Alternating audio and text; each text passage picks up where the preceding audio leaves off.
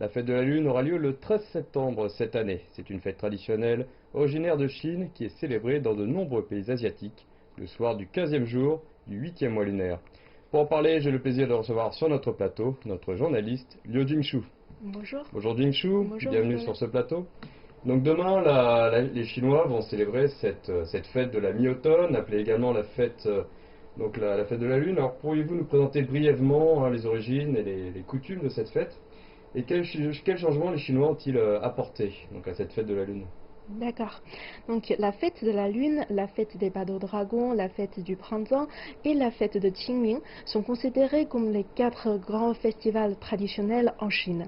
La fête de la Lune a pris de l'importance à partir de la dynastie Tang et s'est développée sous la dynastie Song.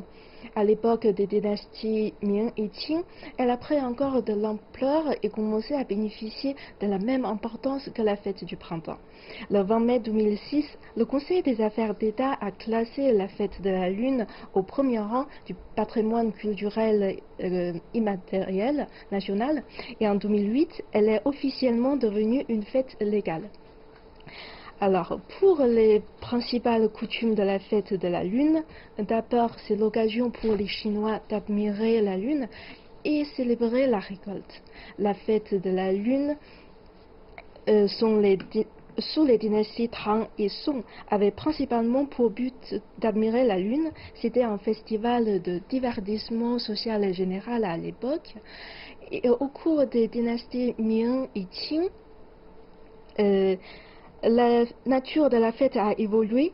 Les Chinois admiraient la Lune, mais l'importance était davantage accordée à la signification divine de la déesse de la Lune, ainsi qu'à la relation éthique et économique entre les membres de la société réelle. On a même créé un nouveau symbole du festival, le Seigneur des Lapins. Le Seigneur des Lapins. Oui, le Seigneur des Lapins. Il s'agit d'une œuvre artisanale traditionnelle pékinoise. Le Seigneur des Lapins combine un caractère sacré et laïque en intégrant les fonctions de sacrifice et de jeu. Donc aujourd'hui, le Seigneur des Lapins est devenu l'un des patrimoines culturels immatériels les plus représentatifs de Pékin. Deuxièmement, manger, partager des cadeaux de lune et se réunir avec les membres de la famille, c'est le moment idéal pour renforcer les relations entre la famille et les membres de la société. Donc les cadeaux de lune sont devenus un symbole de l'échange mutuel de bonne foi et de bonne fortune. C'est également une fête familiale, ça Ouais, on se réunit ensemble et on partage des cadeaux de lune et puis les Chinois aiment bien se les offrir aussi. Le soir, surtout le soir ensemble, voilà.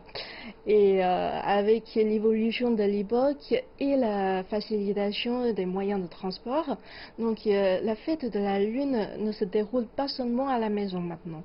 Donc on peut voir que le marché touristique du pays enregistre également une pointe pendant cette période. D'accord. Donc la fête de la mi-automne, on peut aussi dire que c'est une fête commerciale, puisque derrière elle se cache l'immense industrie des gâteaux de la Lune, dont la consommation connaît un boom avant cette fête, avec le développement des achats en ligne au cours de ces dernières années. Donc les attentes des consommateurs ont accéléré le rythme des transformations du secteur, et la demande des clients est en pleine mutation, notamment avec les commandes par Internet. Alors, est-ce que vous pourriez nous dire un peu l'état actuel, l'évolution de ce marché des gâteaux de la Lune? Oui, en fait, sous l'influence d'Internet, les consommateurs sont de plus en plus jeunes et les marques des gâteaux de lune, notamment transfrontalières, se multiplient, en accordant une grande importance à la diversification et l'innovation.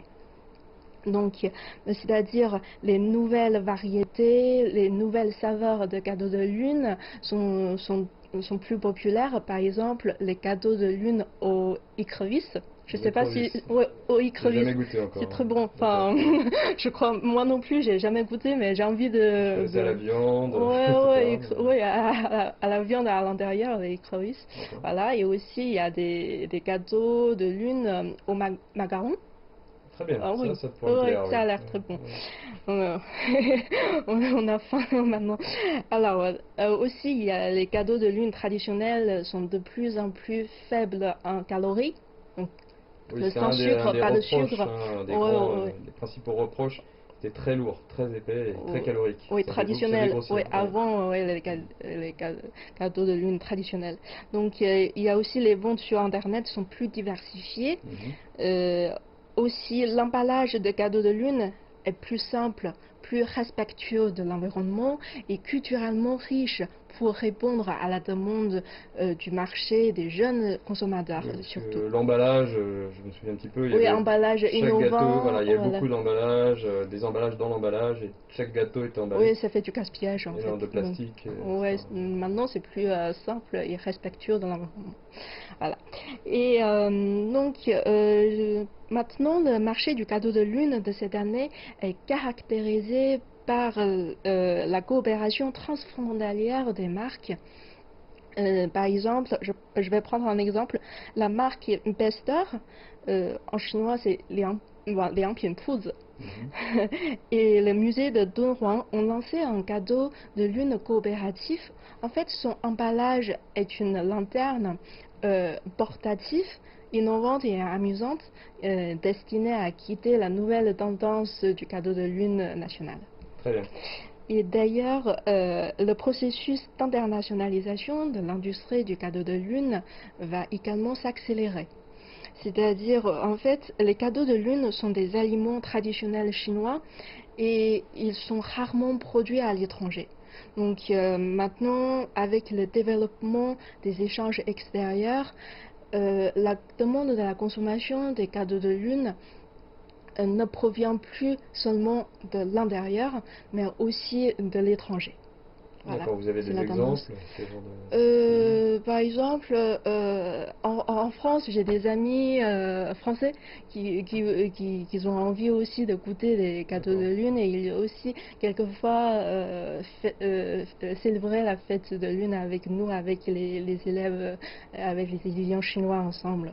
Donc ça se Ce développe jour-là. vers les pays étrangers. Alors, en revenant un peu plus vers la Chine, est-ce que vous pourriez nous parler un peu de l'importance de cette fête de la Lune, hein, de la mi-automne, dans l'héritage culturel chinois? Alors, oui, en fait, la fête de la Lune, qui est devenue le symbole de la culture traditionnelle chinoise et aussi le porteur de l'identité nationale, qui constitue un fort potentiel de développement culturel, économique, touristique et de communication. Donc, il offre également au monde l'opportunité de mieux comprendre la culture chinoise, sa richesse en fait. Donc, la fête de la Lune n'est pas seulement un héritage de festival, d'après moi, et elle constitue également un moyen important d'inciter les jeunes Chinois à innover, à diffuser la culture chinoise et aussi à raconter de bonnes histoires chinoises. Donc, en d'autres mots, la fête de la Lune, donc, rend la population chinoise très fière de leur culture. Voilà. Très bien, bah merci beaucoup hein, Jingxu pour toutes ces explications hein, sur cette importante fête chinoise qui, comme on voit, hein, est en train de se diffuser, de se moderniser aussi, surtout, Ouais. avec ces nouvelles tendances. Bah, merci beaucoup. Merci Nigo. Et